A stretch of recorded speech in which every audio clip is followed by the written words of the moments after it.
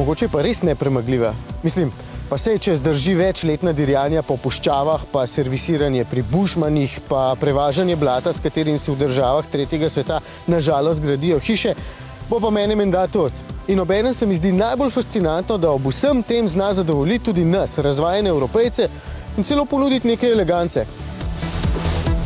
Vem, oblika je subjektivna stvar, ampak a ni v takšni barvi prav elegantna? Ravno prav drzna in obenem uglajena. Fordov Ranger, na primer, je zelo zanimiv, ampak je samo brutalno agresiven, tale me pa skoraj pomirja. In znotraj je s tem velikim zaslonom na dotik predvsem moderna, skoraj pozabiš, da je tole v osnovi delovna mula. Materiali so sicer bolj trdi in robustni, ampak izgledajo pa super. Je pa tale vmesnik precej počasen. Mu zamerim, da je odzivnost zgolj povprečna, ker potem vse skupaj ni tako varno, kot bi lahko bilo.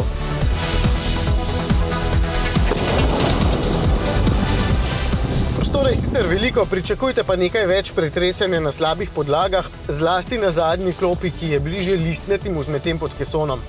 Ampak ni Hilux nič manj udoben kot takšna navara, ki se edina v segmentu hvali s klasičnimi vijačnimi. Predvsem nenaporno prežveči takšne neravnine in nasploh se mi zdi ravno Hilux eden manj glomaznih in manj napornih pick-upov. Da ima več kot 5,3 metrov dolžino se pokaže pri manevriranju na parkiriščih, zato tam res priporočam vzvratno kamero. Skoraj vsi poltornjaki pri nas imajo močnejše motorje in čeprav od viška glava ne boli, sploh pri tem nimam pripomb. Vem, da ob 2,4 litre prostornine ponudi samo 110 kW oziroma 150 konjev, predvsem zato, ker mora biti primarno vzdržljiv. Tisti, ki se vam vsak dan nekam mudi, itak Hiluxa niti povohali ne boste, vsi ostali, ki ga dejansko potrebujete, pa ne boste vsak trenutek poskušali biti najhitrejši. Hvalim prožnost motorja in relativno miren tek, čeprav je še vedno malce tovornjaški, kot pač pri vseh, zmogljiv je dovolj, porabi pa med 9 in 10 litrov. Niti ne tako malo.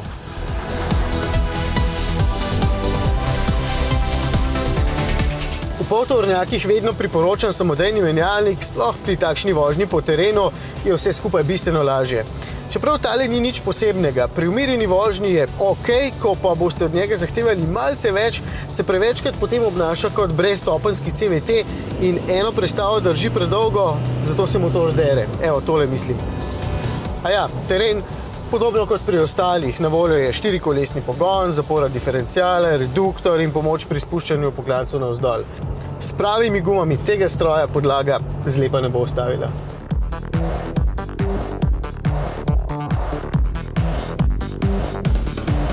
Ok, kaj me še moti? To, da ima gretje sedeža eno samo stopnjo in ti zakuri rit v 2 minutah in da je cena v tej bogati opremi Executive že krepko preko 40 000 evrov, kar sploh ni malo. Mi je pa všeč, da sta ta dva pragova ravno dovolj skrita in se potem hlače ne omažejo takoj.